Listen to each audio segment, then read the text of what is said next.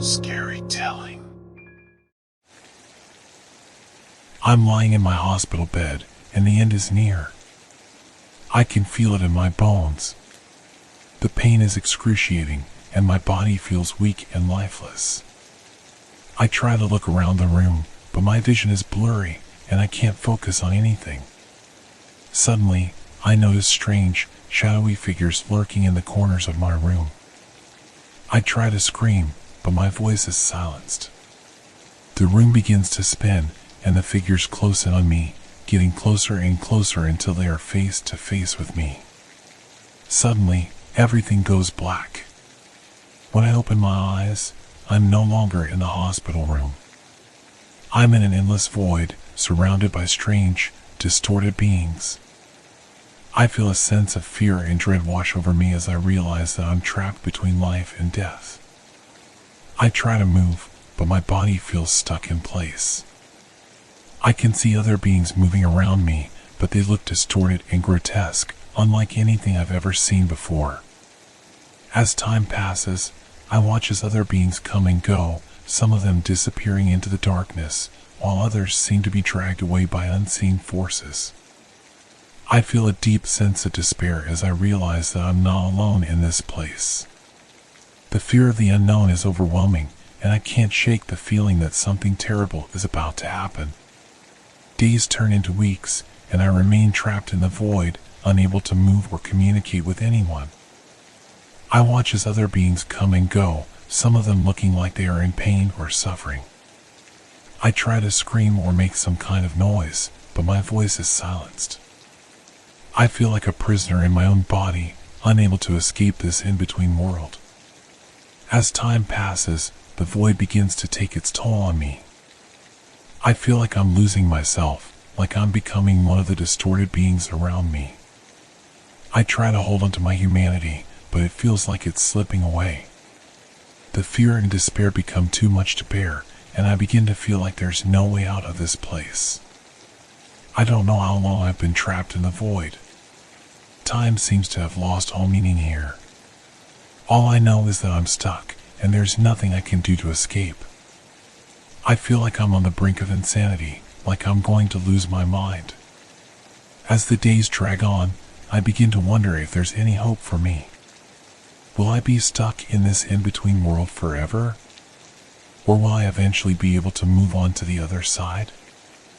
I don't know, and the uncertainty is almost too much to bear. I try to hold on to the memories of my life, the people I loved, and the things that brought me joy. But the longer I'm trapped in the void, the harder it becomes. Everything begins to feel distant and hazy, like a dream that's slipping away. I know that I'm running out of time, that the end is near. But I'm not ready to give up. I'm not ready to accept that this is all there is. I'll keep fighting, holding on to the hope that someday, somehow, I'll be able to escape this in-between world and move on to the other side. One day, a figure approaches me. At first, I think it's one of the other distorted beings, but as they get closer, I realize that they look like a loved one who had passed away. But something is off about them. Their eyes glow with an otherworldly light, and their voice sounds distorted and inhuman. The figure tells me that there is no heaven or hell, only this endless void where lost souls are trapped forever. They offer to help me escape in exchange for a deal. Desperate to leave this place, I agree to their terms. The figure gives me a small vial of liquid and tells me to drink it. At first, I'm hesitant. I don't know what's in the vial or what it will do to me. But the figure insists, telling me that it's the only way to escape the void. I drink the liquid, and as soon as it touches my lips, I feel a searing pain in my chest. I scream as my body is ripped apart, and my soul is sucked into the void. When I open my eyes, I'm back in the hospital room. But something is different. My body feels strange, almost like it's not my own. I try to move, but I can't. I can see the doctors and nurses moving around me, but I can't hear anything they're saying. As my family members and loved ones visit me, I realize that I'm trapped in the body of someone else, a stranger I've never met before. I feel like a prisoner, unable to communicate or move. I watch as my loved ones grieve over the loss of the person they think I am, but I can't reach out to them. The fear and despair return as I realize that I've made a deal with a creature from the void, and now I'm paying the price. I feel like I'm in a nightmare, unable to wake up.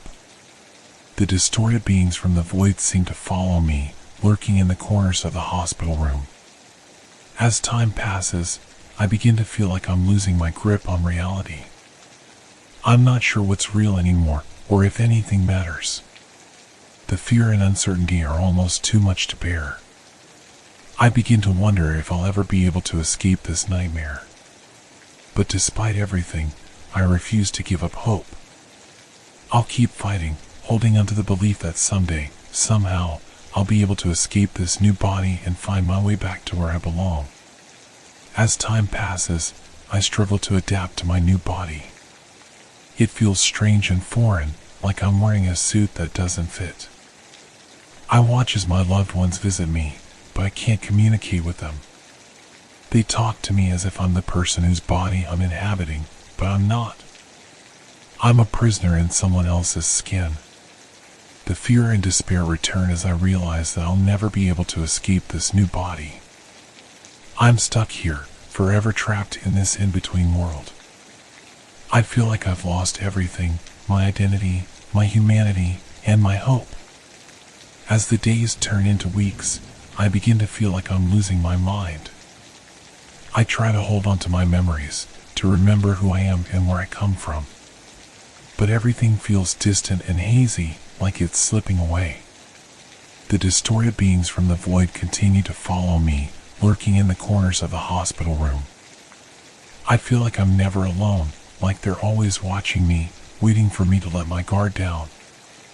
I try to communicate with my family, to let them know that I'm still here, that I'm trapped in this new body. But they can't hear me, and I can't make a sound. The despair becomes too much to bear, and I begin to wonder if there's any point in fighting anymore. What's the point of living if I'm not even alive? I feel like I'm in a nightmare that I can't wake up from. But despite everything, a small glimmer of hope remains.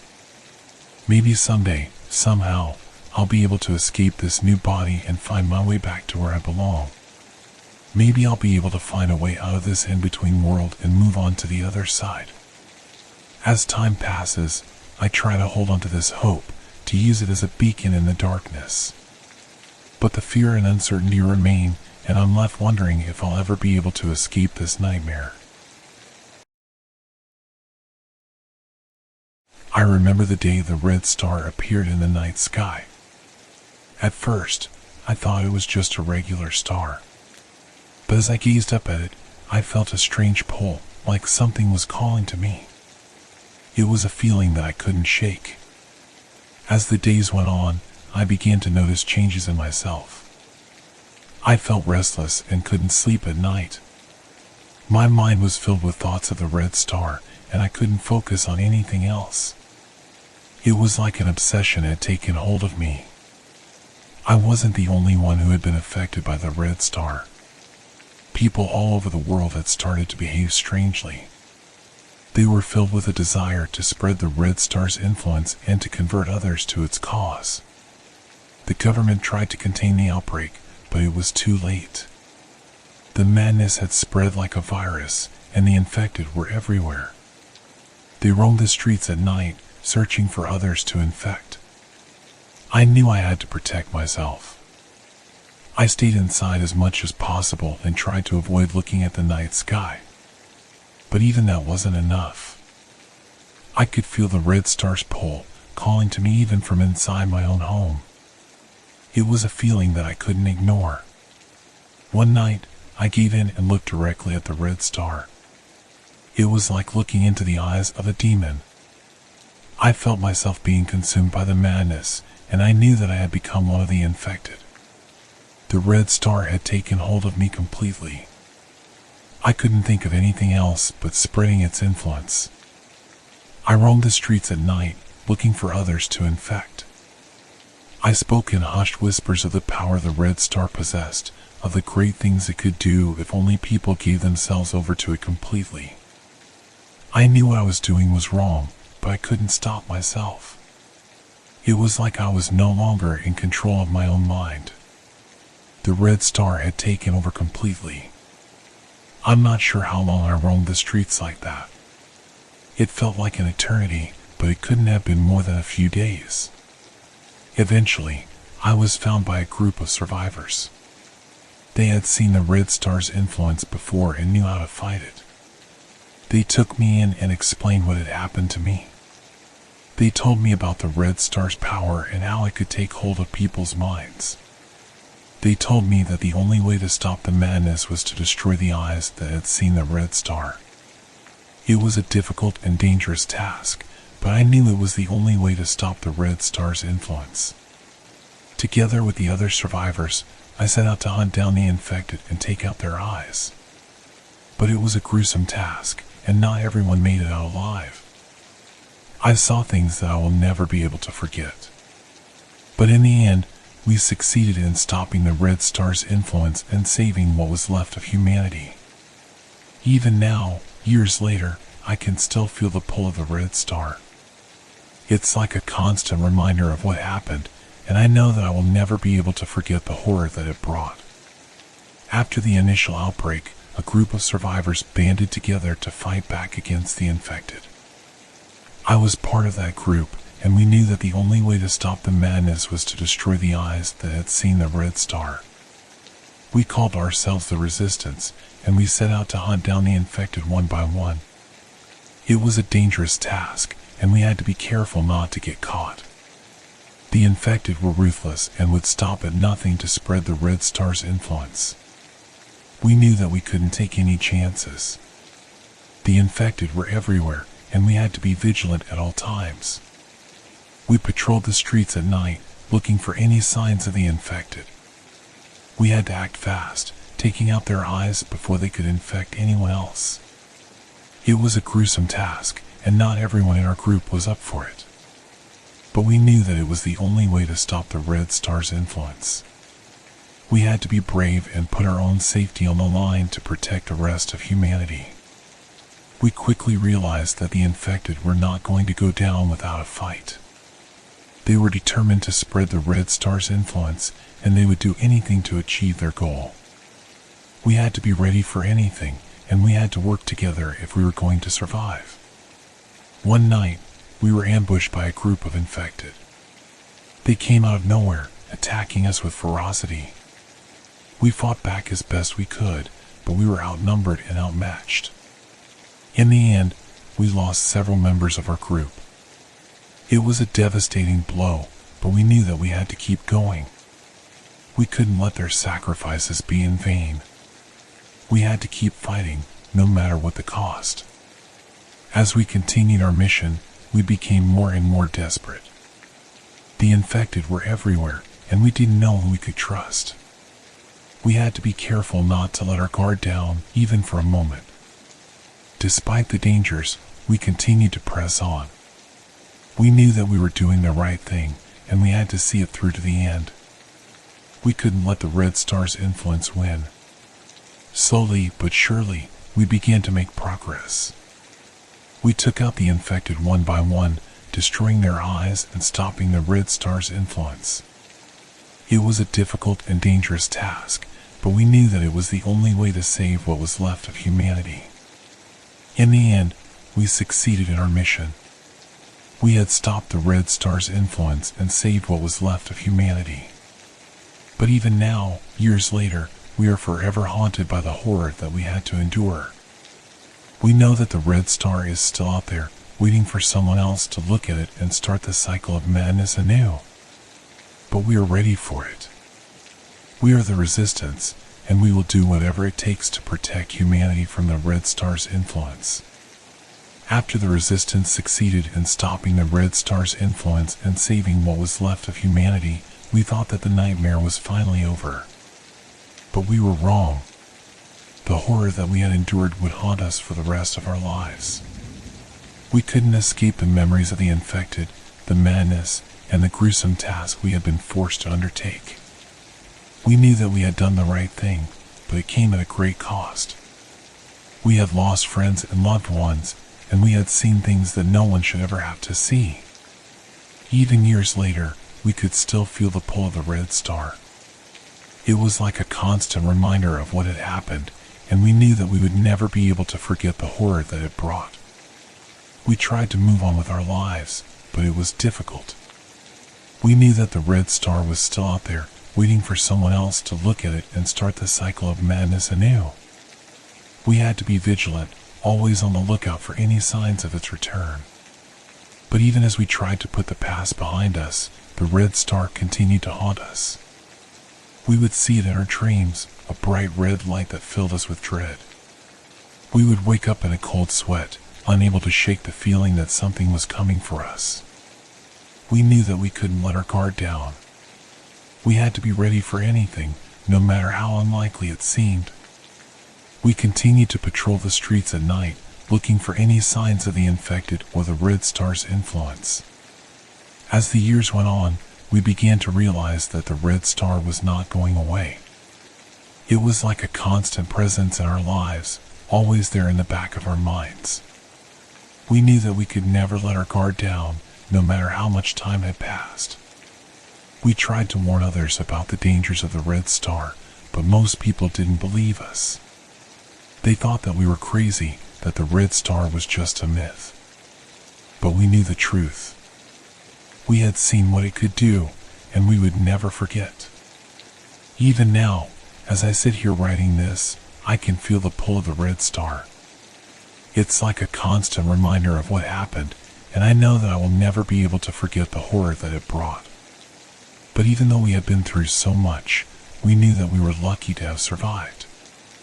We had come out the other side, scarred but alive. And we knew that we had to use our experience to help others, to warn them of the dangers of the red star and to protect them from its influence. So we continued to patrol the streets at night, always on the lookout for any signs of the infected or the red star's influence. We know that we can never let our guard down, that we must always be ready for whatever comes next. But even as we remain vigilant, we know that the red star is out there, waiting for someone else to look at it and start the cycle of madness anew. And we are forever haunted by its reflections, knowing that the horror that it brought will never truly be gone. I had just started my new job as a curator at the museum, and I was excited to be working with ancient artifacts. One day, I received a strange package from an anonymous sender. Inside, I found a golden statue of a squat effigy of a man. It was beautifully crafted, and I was immediately drawn to it. I put it on my desk, and from that moment on, strange things began to happen.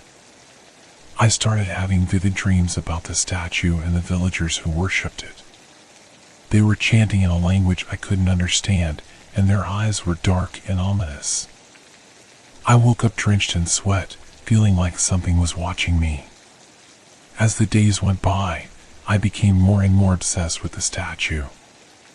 I couldn't explain why, but I felt like it was calling to me. I started researching the history of the statue and discovered that it was a god of blood, worshipped by a tribe in Central America. The villagers believed that the statue was cursed and that it demanded blood sacrifices to appease it. I tried to ignore the dreams and the feeling that something was watching me. I put the statue in a drawer, but I couldn't shake the feeling that it was still with me. I felt like I had to know more about it, so I started doing more research.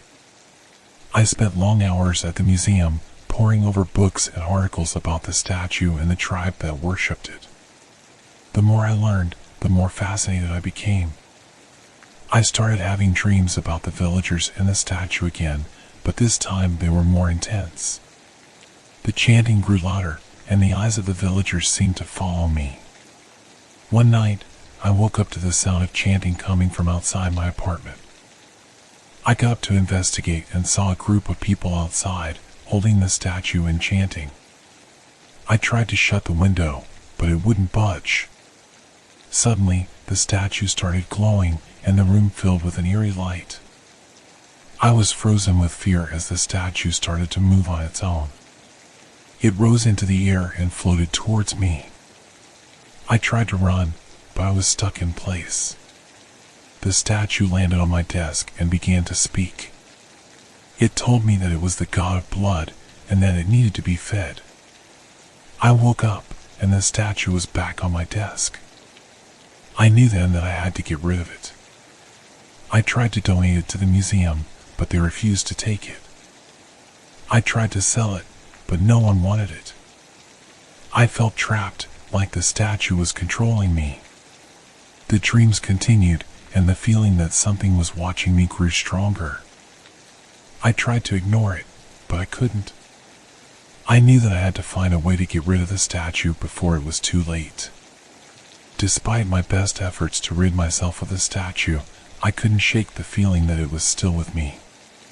The dreams continued, and the feeling that something was watching me grew stronger. I started to feel like I was losing my mind. One night, I woke up to the sound of chanting coming from outside my apartment again. I got up to investigate and saw a group of people outside holding the statue and chanting. This time, the statue was glowing brighter than ever before. The room filled with an eerie light, and I felt like I was being pulled towards the statue. Suddenly, the statue moved on its own again, and this time it flew towards me. I tried to run, but I was stuck in place. The statue landed on my desk and began to speak. It told me that it was the god of blood and that it needed to be fed. I woke up, and the statue was back on my desk. I was terrified, but I knew that I had to get rid of it. I tried to throw it away, but it always seemed to find its way back to me. I couldn't escape it. The dreams continued, and they became more vivid than ever before. The villagers were angry, and the god of blood was demanding to be fed. I woke up with cuts on my arms, and I knew that the statue was still with me. I tried to find someone who would take the statue off my hands, but no one wanted it. I started to feel like I was going crazy. I couldn't sleep, and when I did, I was plagued by terrible nightmares. One night, I woke up to find the statue sitting at the foot of my bed. It started to glow again, and the room filled with an eerie light. I screamed, but no one heard me. The god of blood spoke to me again, demanding to be fed. I knew then that I was trapped. The statue would never leave me alone, and the dreams would never stop. I was going to be its prisoner forever. I had tried everything to get rid of the statue, but nothing had worked. The dreams continued, and the statue seemed to be getting stronger with each passing day. I started to feel like I was losing my grip on reality. I knew that something had to be done before it was too late. One day, I decided to try and find the collector who had offered to buy the statue from me. Maybe he would know what to do with it. I spent weeks tracking him down, but when I finally found him, he told me that he was no longer interested in the statue. He said that it was cursed and that it had brought nothing but bad luck to anyone who had owned it. I felt like I was running out of options. The statue was still with me, and the dreams were more vivid than ever before. I was beginning to feel like I was trapped in a nightmare that I couldn't wake up from. One night, I woke up to find the statue sitting at the foot of my bed again. It was glowing brighter than ever before, and the room was filled with an eerie light. The god of blood spoke to me again, demanding to be fed. I knew then that I was trapped. There was no escape from the statue's curse. I tried to scream, but my voice was caught in my throat. I could feel the statue's power consuming me, like I was being pulled into another world. And then, everything went dark. The next morning, my coworkers found me dead in my apartment. The statue was sitting on my chest, and it was glowing with an otherworldly light. The police investigated, but they couldn't find any evidence of foul play. They chalked it up to a freak accident, but the museum staff knew the truth. The god of blood had claimed another victim, and it would continue to demand sacrifices. I knew then that I had made a mistake when I took the statue. I should have left it where it was, in the hands of the villagers who worshipped it. They knew the dangers of the god of blood, but I had been blinded by my own curiosity. And now, I had paid the ultimate price. I hope that whoever finds this letter will heed my warning. If you ever come across a statue of a squat effigy of a man, crafted from pure gold, leave it alone. It is not just a statue. It is a vessel, a prison, for a vile, evil creature. A creature that demands to be fed.